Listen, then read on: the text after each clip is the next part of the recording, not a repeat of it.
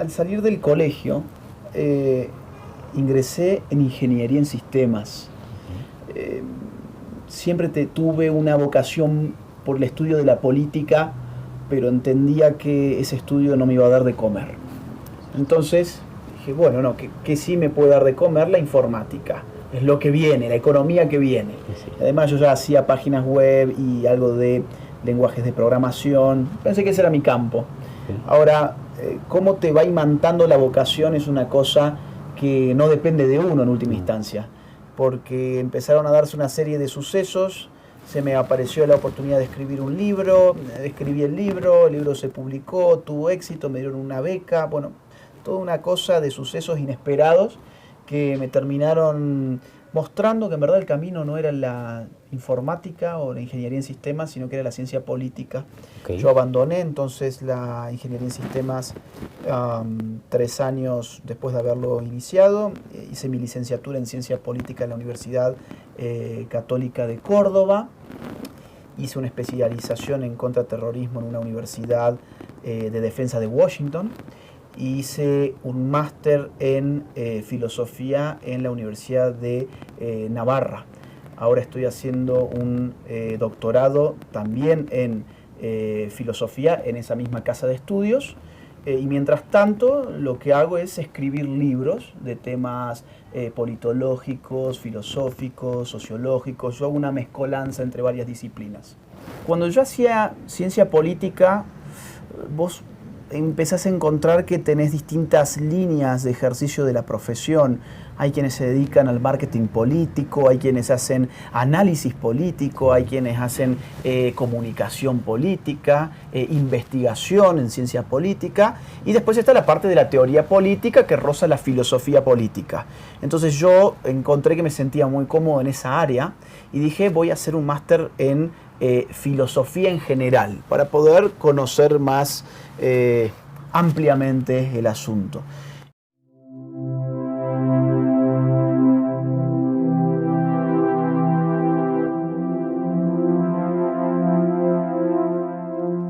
Fue sobre la posverdad y Foucault. Qué interesante. Porque Foucault es un personaje que es un filósofo, pero que ha devenido en personaje por sus propios admiradores, que lo han, creo yo, sin leerlo en muchos casos, ni siquiera superficialmente, hablan de Foucault y no tienen ni idea, han visto alguna entrevista por ahí o han comprado algún librito sobre Foucault. Y eso me di cuenta que ocurrió cuando estudié ciencia política, que Foucault aparecía en muchísimas de las asignaturas, pero mirando para atrás, después de que yo me dediqué a estudiar en profundidad la obra genealógica de Foucault, la de los años 70, para mi tesis, para mi TFM, como le llaman allí, ahí me di cuenta, bueno, hay gente que habla mucho de Foucault, pero en verdad ni siquiera se ha ocupado de leerlo. Lo que yo traté de mostrar en esa tesina fue que lo que hoy llamamos posverdad tiene una raíz muy fundamental en las filosofías posmodernas, y lo tomé desde este autor, desde Foucault, y analicé su concepción de poder y el vínculo que tiene con su noción de saber y de verdad, y cómo para Foucault no hay una verdad por fuera de las relaciones de poder. Entonces, si no hay una verdad con mayúsculas, digamos así, pues entonces todo depende de quién tiene el poder. Y ocurre que en un mundo posverdadero, la gente pierde de vista la importancia de la verdad porque el poder ya no necesita hablar en el nombre de la verdad para legitimarse. Ese es el asunto para mí crucial hoy. El poder ya no necesita de la verdad. Hoy el poder necesita de otras cuestiones, las emociones, la psicología, las sensaciones, las percepciones, pero la verdad es una palabra demasiado importante para restablecer una autoridad justa, una autoridad justa, y eso es lo que se ha perdido.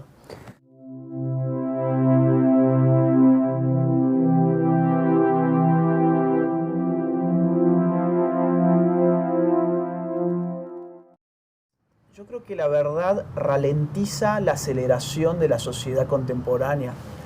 Y ese es un punto también muy importante de por qué retirar a la verdad de la mesa le permite al sistema acelerar más de la cuenta. La verdad es algo que te frena. ¿Por qué? Porque dar con la verdad, o por lo menos esforzarse para tratar de aproximarse a la verdad, es algo que lleva mucho tiempo. Y en la sociedad contemporánea todo tiene que ser automático, instantáneo, todo tiene que estar al alcance de un clic. La verdad no está al alcance de un clic, no. La verdad no está en Wikipedia, la verdad no está en Twitter ni en TikTok. La verdad ralentiza el sistema y hoy se está barriendo con todo aquello que pueda ralentizar el sistema. La familia lo ralentiza, el amor lo ralentiza. Por eso, ¿qué tenemos hoy? Poliamor, ¿no? Que es líquido. ¿Qué tenemos hoy en vez de sexo? Que es algo duro. Tenemos género, ¿no? Y además género fluido. Todo tiene que ser un cambio permanente.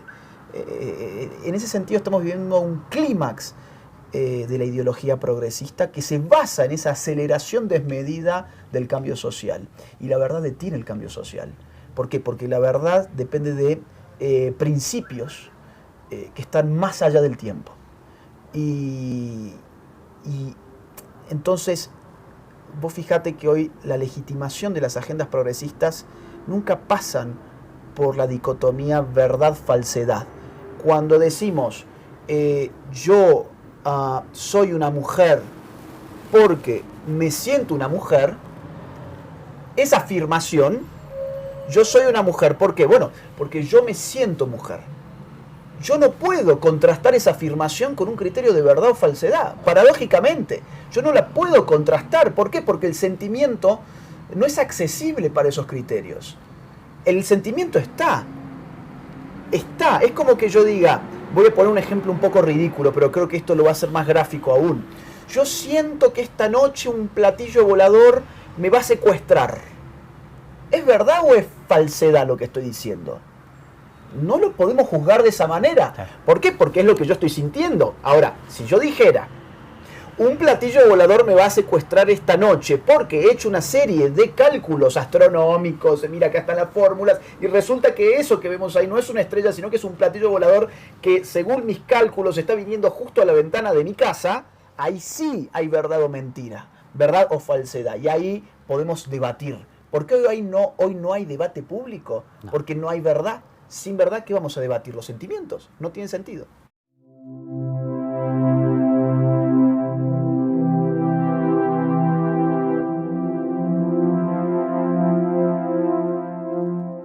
La impresión que tengo es que ellos han desarrollado una ciencia económica muy potente, sí, que en el debate contra un conservador se nota quién maneja la economía. Toda la escuela austríaca. La escuela austríaca, sí, fundamentalmente. Sin embargo, lo que los libertarios muchas veces no ven, porque han reducido su campo a lo económico, es que esa escuela tenía fundamentos conservadores hasta cierto punto, pero los tenía. Por ejemplo, Hayek, que fue una de las figuras más importantes de esa escuela y de hecho fue premio Nobel de Economía, si mal no recuerdo, en el año 74, constantemente está teniendo que fundamentar su filosofía social y su orden espontáneo en la filosofía conservadora de Edmund Burke, sí, así es, por ejemplo, ¿no?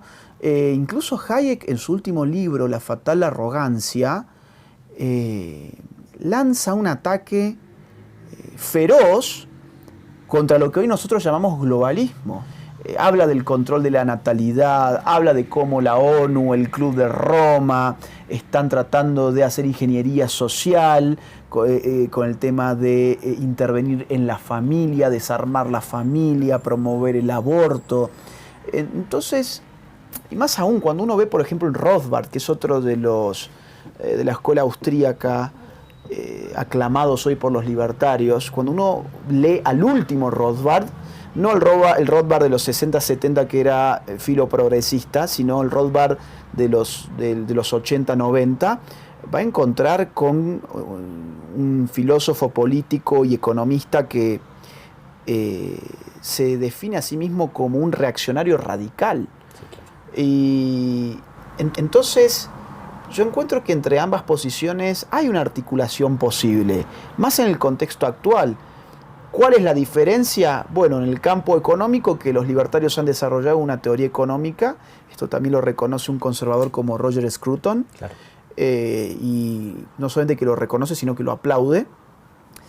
Y los conservadores, por su parte, entienden mejor la historia y los procesos sociológicos.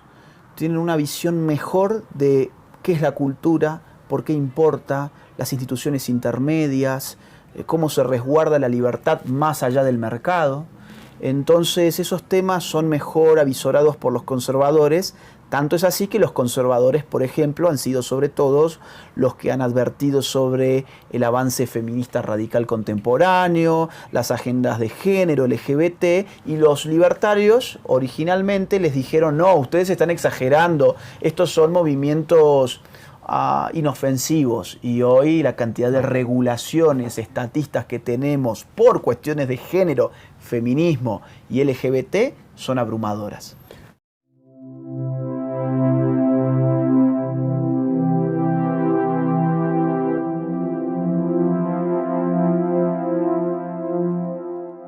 Sí, es una forma de embrismo porque ya plantea una superioridad, es una supremacía. Es una ideología que plantea, que llega al absurdo de, al mismo tiempo que solicita igualdad, en verdad plantea una ideología supremacista, donde la mujer... bueno, esto está retratado, a ver, esto está retratado en Netflix, en Hollywood, en cualquier serie que pongamos, vamos a ver siempre que el malo no es más una mujer. No. Y donde incluso aparece un malo, se explicita un discurso donde se dice es malo porque es hombre. Incluso, fíjate vos, por ejemplo, esta película, esta remake que hubo de La Mujer Maravilla. Sí. ¿Cuál era la historia? Bueno, era un mundo paradisíaco donde solamente había mujeres, y cuando ese mundo cae, cae cuando tienen contacto con el hombre. Es algo bastante rusoniano aparte, ¿no? Sí. Es decir, en Rousseau hay un mundo fabuloso en estado natural, hasta que la propiedad privada es el fruto prohibido, ¿no? Algo así se está planteando ahora, solamente que ahora el fruto maldito es la masculinidad.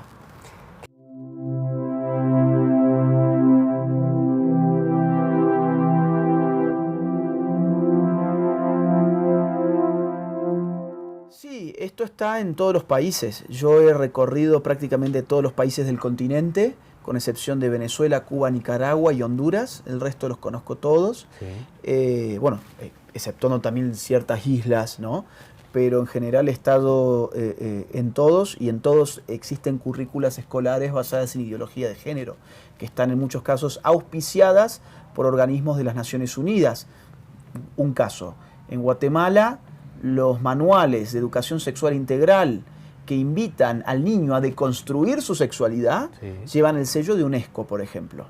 En Argentina esto va tan fuerte que los manuales de educación sexual integral proponen un ejercicio en el cual el niño tiene que durante media hora cambiarse el nombre, la edad y la orientación sexual y la identidad de género. Entonces, si tu hijo se llama Juancito y tiene 12 años, en el colegio durante media hora tiene que cambiarse esas 4 variables de su identidad. O sea, ¿qué hacen? Le estropean la identidad. Y será entonces, no sé, vamos a decir, Marta, una mujer lesbiana de 43 años. Y tiene que caminar por el salón y conversar con sus compañeros, que ya no son sus compañeros porque han tenido que también cambiar su identidad conforme las reglas del ejercicio. Y se cruzará con Pedrito, que es su mejor amigo, pero que ya no es más Pedrito, sino que es Juanita, un trans de 35 años. Y tienen que dialogar sobre vidas que no tienen, experiencias que no conocen, para terminar concluyendo, dice así el taller, el docente tiene que ayudar a concluir sobre la opresión que se ejerce sobre la comunidad LGBT. Entonces es como ponerlos a ellos en esa piel para que simulen algo que ellos no entienden, pero para que después el profesor les meta en la cabeza que los heterosexuales, como ellos probablemente y sus padres seguramente, ejercen sobre las minorías LGBT. Bueno, este es solamente un ejemplo entre tantos otros que te podría dar de estos manuales.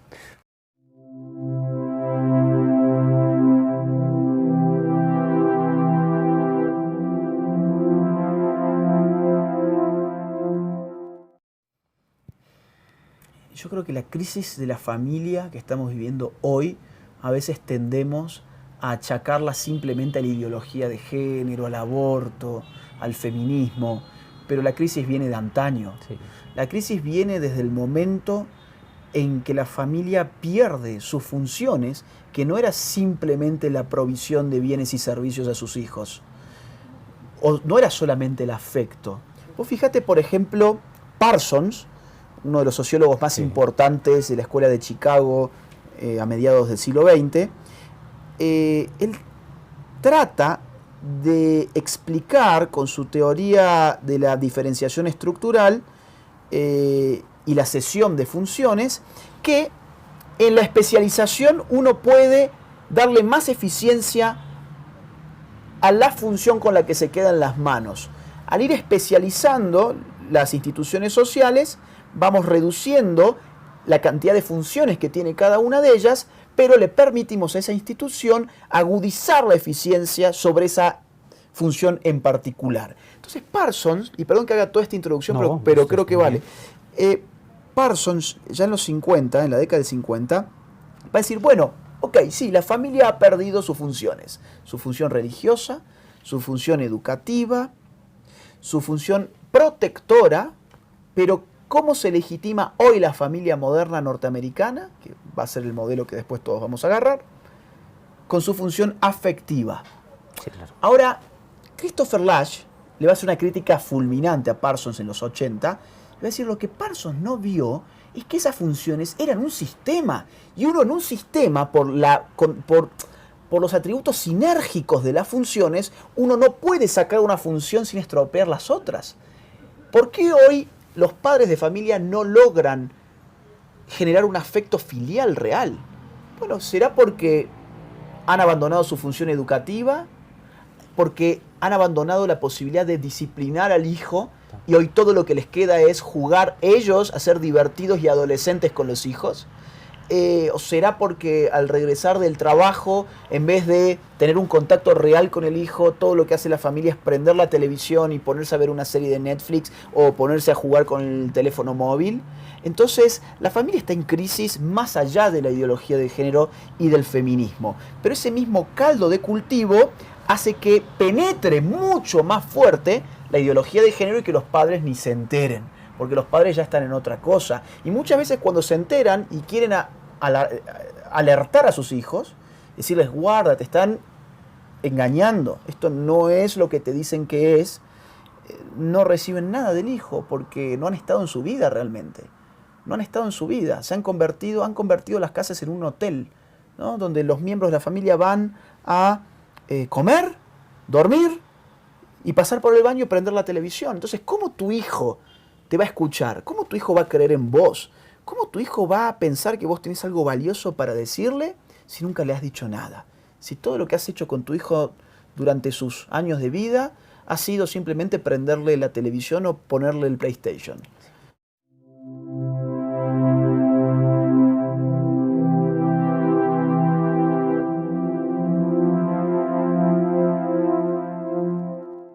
Yo lo que quiero mostrar en esa investigación es que los intereses que están detrás de la agenda del aborto son irreductibles al pañuelito verde y la militancia feminista que vemos en las redes sociales y en los medios de comunicación.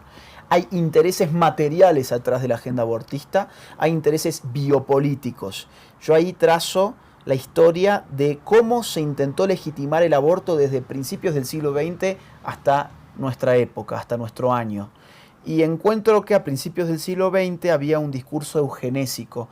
Los líderes abortistas, como Margaret Sanger, decían queremos control de la natalidad, basado entre otras cosas en abortos, porque necesitamos limpiar la raza en los Estados Unidos.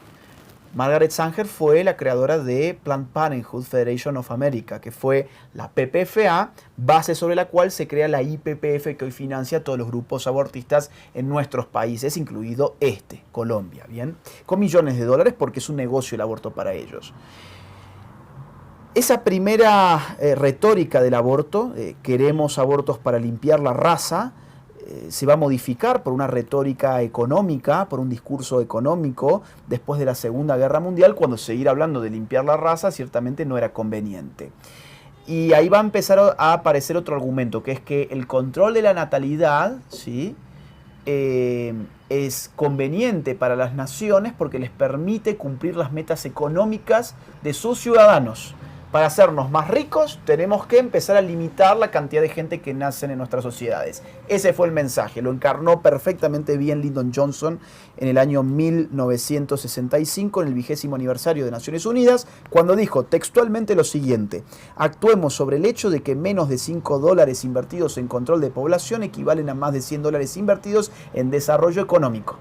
O sea, es más fácil y más barato evitar la pobreza haciendo que los pobres no nazcan y que no se reproduzcan, que sacándolos de la pobreza una vez que han nacido.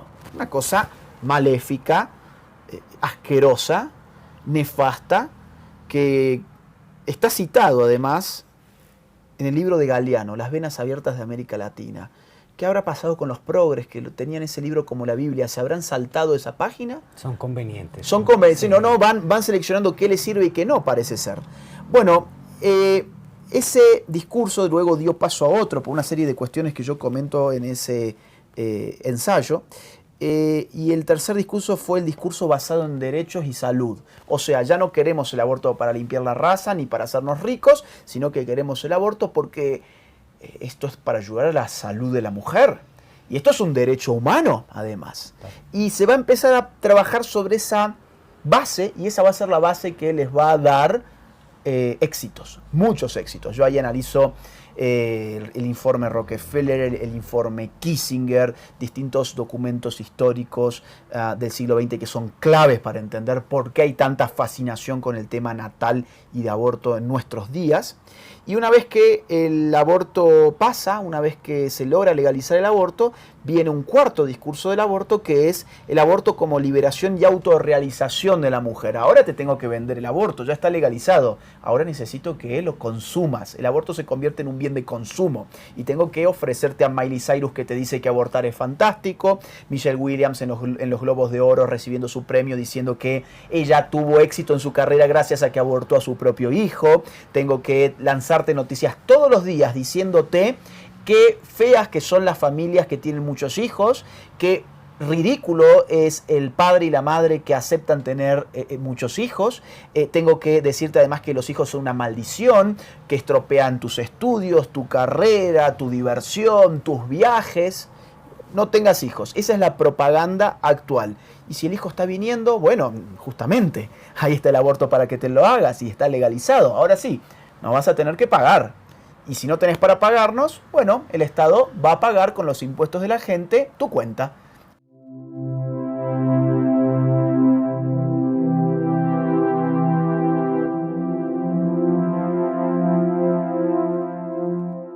Bien, yo trato de conceptualizar la batalla cultural, primero que nada. Digo, a ver, acá estamos hablando desde hace rato de batalla cultural, estamos ganando la batalla cultural, estamos perdiendo la batalla cultural, hay que dar la batalla cultural, hay que formarse para la batalla cultural, pero nadie ha dicho qué es la batalla cultural. Entonces, lo que yo trato de hacer es eso, brindo una teoría de la batalla cultural.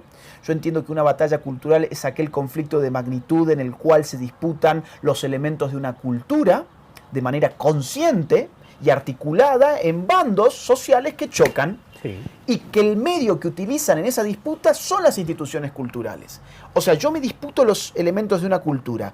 ¿Eso qué significa? Me disputo el lenguaje, las creencias, las normas, las costumbres, los valores, ¿sí? Pensemos en el lenguaje inclusivo. El lenguaje inclusivo, el mal llamado lenguaje inclusivo, es un ejemplo clarísimo de batalla cultural. ¿Qué se disputa la batalla cultural del lenguaje inclusivo? La modificación de la manera en que hablamos, claro. ¿Sí? Ahora, una batalla cultural no se hace con armas, se hace con instituciones culturales y con mecanismos culturales. ¿A qué me estoy refiriendo? Bueno, a la escuela, la universidad, los medios de comunicación, las redes sociales, internet, la familia, las iglesias, el arte, la música, el teatro, el cine, ¿sí? Las series. Todos esos son mecanismos de batalla cultural. Ahora, la batalla cultural, esto es parte de esta tesis, es algo que tiene un contexto propio. No es que todo digamos, la historia de la humanidad se puede mirar con estos ojos. La batalla cultural nace en un momento específico que es lo que tendemos a llamar los tiempos modernos. En la modernidad aparece la batalla cultural porque la cultura se escinde de la religión y deja de ser un automatismo. La cultura aparece como un campo separado que sí que se puede intervenir para condicionar exógenamente sus elementos internos. ¿Y para qué queremos condicionar los elementos de una cultura? Porque nuestra conducta, tanto social como individual, está atravesada de cultura. Estamos condicionados culturalmente en nuestra conducta. Estamos estructurados con, digamos, el hombre no solamente estructura la cultura, sino que es estructurado por la cultura. Obviamente hasta cierto punto. Entonces la batalla cultural es una batalla por el dominio de la conducta del hombre en última instancia, y esto aparece con gran poder en los tiempos modernos, y en nuestra posmodernidad hay una aceleración de la batalla cultural. ¿Por qué? Porque la naturaleza desaparece en la posmodernidad. Todo lo que nos queda es cultura. Así es. Y ha habido una aceleración tal de las tecnologías de la comunicación, que son tecnologías de la cultura, que hoy es posible dominar culturalmente a grandes masas, a masas que tienen el tamaño del globo, de un momento a otro, de una forma u otra. Entonces yo hago toda una teoría ahí que involucra el poder de los medios de comunicación, juego con las categorías de Foucault, y termino el libro diciendo cómo ha entendido esto la izquierda, cómo la derecha lo ha entendido. La izquierda lo ha entendido hace mucho tiempo, por lo menos desde Gramsci. Yo analizo la línea de Gramsci que termina en Laclos, y por otro lado analizo la línea de la Escuela de Frankfurt, y por otro lado la de los franceses, Foucault sobre todo, pero Deleuze también, y otros personajes más.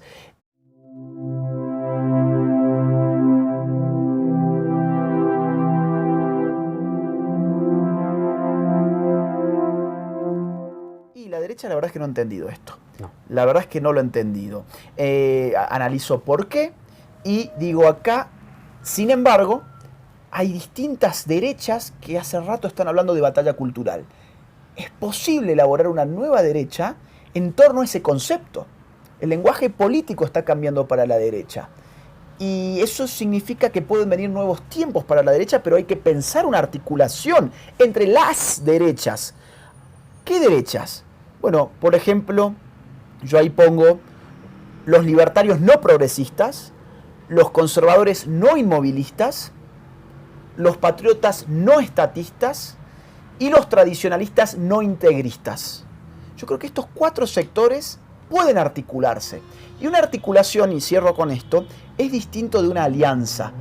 Lo que es una alianza lo resumía muy bien Lenin en una célebre frase suya que era: golpear juntos, marchar separados. Él decía, la clase obrera tiene que aliarse con los campesinos. ¿Para qué? Para golpear juntos, pero marchar separados. Significa no somos lo mismo. Eso se llama alianza. Ahora, en una articulación uno se confunde con el otro. Yo encuentro algo valioso en vos, que lo replico en mí. Hay un proceso mimético, político mimético, y vos podés encontrar algo valioso en mí para replicar en vos. La articulación es una forma de la mímesis política. Y una nueva derecha no es simplemente vamos a hacer una estrategia, vamos ahora a darnos la mano porque tenemos un mismo enemigo, sino que es, oiga, un libertario puede encontrar en el patriota a una persona que mira mejor que nadie el peligro de la agenda global. El gran leviatán, un leviatán global. Y el patriota puede encontrar en el libertario una persona que está muy pendiente de que el Estado-nación no le crezca aplastándole sus libertades individuales. Y ambos pueden encontrar en el conservador una persona que entiende la importancia de aquellas instituciones que han demorado mucho en gestarse en nuestra civilización como para estropearlas de un día para otro. Sí. Entonces, cuando uno reconoce en el otro virtudes y desventajas quizás también, que no tiene uno, ahí hay una articulación. Lo que recién decíamos con la escuela austríaca y con los conservadores. Entonces, esa es la propuesta, es elaborar una nueva derecha que tenga eje en la noción de batalla cultural y que rinda frutos en la batalla política. Que esto pueda cristalizar en fuerzas políticas concretas de nuevas derechas que puedan ser atractivas para un electorado acostumbrado a ser pisoteado. la gente de derechas está acostumbrada, lamentablemente, a que los pisoten y que les digan que siempre tienen que votar por el centro para que no gane la izquierda. Nos tienen hace años con eso, con que hay que votar al centro para que no gane la izquierda. Y así es como las personas de derechas nunca han votado por sus valores siempre ha sido lo que en la ciencia política se llama un voto estratégico, no un voto expresivo. Y bueno, yo espero que este libro contribuya para generar esto, que insisto, yo no soy el creador, sino que yo leo cuestiones políticas de la realidad y veo, por ejemplo, un fenómeno como Vox. Vox es el ejemplo más claro de nueva derecha, para mí. Veo el ejemplo de Bolsonaro, el ejemplo de Milei, el ejemplo de Trump. Estos ejemplos me hacen ver de que hay un futuro político para la nueva derecha siempre y cuando sepa hacer las cosas bien.